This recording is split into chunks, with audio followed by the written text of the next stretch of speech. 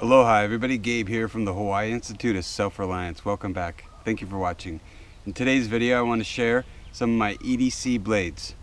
Now, being in the jungle, I usually don't have a folder. I don't really like folders, so this is going to be a lot of fixed blades. Check out what I carry into the jungle and what I would carry into town. Stick around. Here's a close-up of my EDC blade rotation. What I would carry knife-wise on a day-to-day basis. Knife life, right?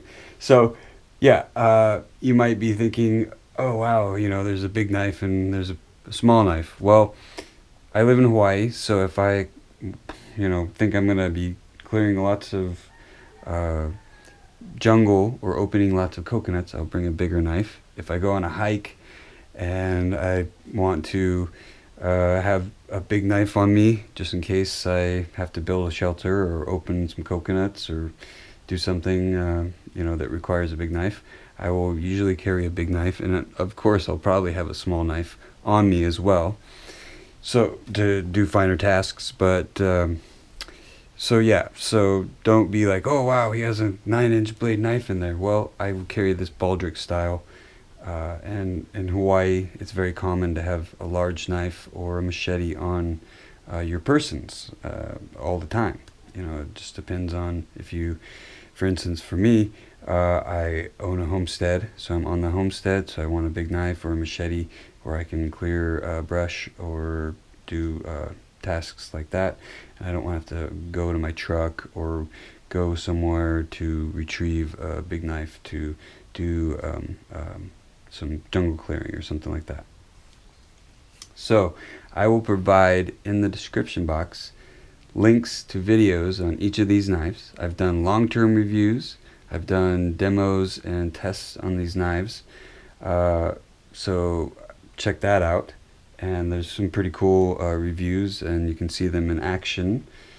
Now, start with the Jessica X. I put this in lava, and then I proved that it could handle lava, ironwood. I chopped 2 pennies in half. I've opened tons of coconuts. I've done a lot of stuff with this knife. It is a beast. She is a jungle beast for sure. I really like how the value of this knife, and she's just a worker. And like I said, Jessica X, the Schrade Jessica X, can handle lava and chopping ironwood. Next up is the Bark River Grasso Bolo 2. It's a 9-inch blade, 5160. Great knife right here. Makata handle. I put this grip on there to give extra security. Yeah, I really like this knife. This is one of my favorite knives. Next up is the SwampRat Ratmandu. It's a tough knife.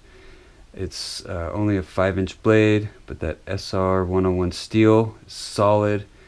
It's not that hard to sharpen, and it keeps an edge for a long time. And you can chop with it. Really nice knife. I really like the SwampRat Ratmandu. Awesome knife. And next up is another Bark River. This is the Fox River Recurve. I don't believe these are in production anymore, but I imagine that the normal Fox River has a normal blade style, not a recurve, works just as good. And this is a solid knife. It's A2 steel, a little under 4 inches, just a solid knife. It's comfortable in hand, really a pleasure to use. It's a really good bushcraft survival knife, or small survival knife, I should say. I would rather have a bigger knife for a survival knife, but this is a great EDC knife right there. Great for bushcrafting as well. Next up is the F1. This is really needs no introduction. This is a real deal right here, a worker. I use this a lot. This is one of my favorite blades. Not all the knives that I use or would carry are in this video, of course. Let's say, for instance, I might go fishing and I would, carry a Mora. Well, sometimes I don't want to carry the Mora. I want something stronger. So I would usually just carry this instead of the Mora. This is like a beefed up Mora, European made.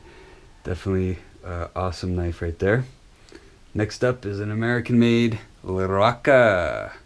This is an ST3. It's a 3-inch blade, or excuse me, 3.5-inch blade, and what's this? Oh yeah, the steel. The steel is an awesome CPM 154. Oh, I like this stainless steel. I really like it. It's tough. It doesn't, rust as much, and all these blades have frog lube all over them, and that's why you see they're all kind of greased up, and I really enjoy using this knife. It's a tough knife, American made. I really enjoy that knife. Next up is another American made.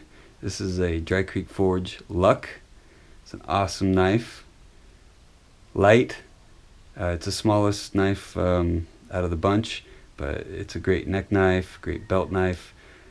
This steel is 1084 steel, so it's not the best for EDC because it's not as stainless, but it's light, works. The blade geometry is fabulous. It's a slicer. It's an awesome knife. Really enjoy using this knife. Okay, so yeah, you can tell that I've used all these knives and I rotate them regularly through my EDC rotation, my everyday carry rotation. And like I was talking about earlier, Hawaii is, it's a knife life. You use knives a lot here. You're fishing, you find a coconut, you're gonna go hunting.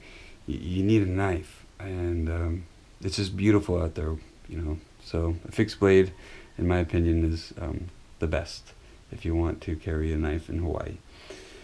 And yeah, there you go. That's my rotation right there, EDC rotation.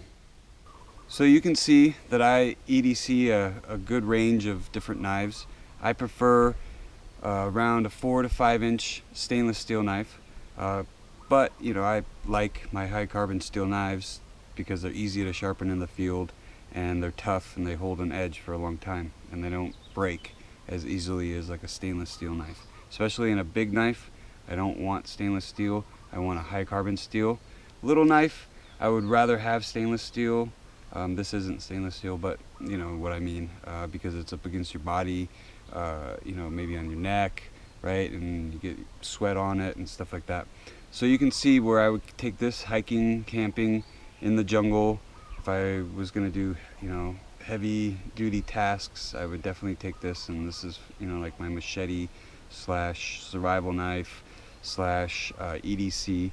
And this would, this little knife I would take into town if I just, I'm gonna go to the post office or shopping, so I can open packages or cut, rope or something like that.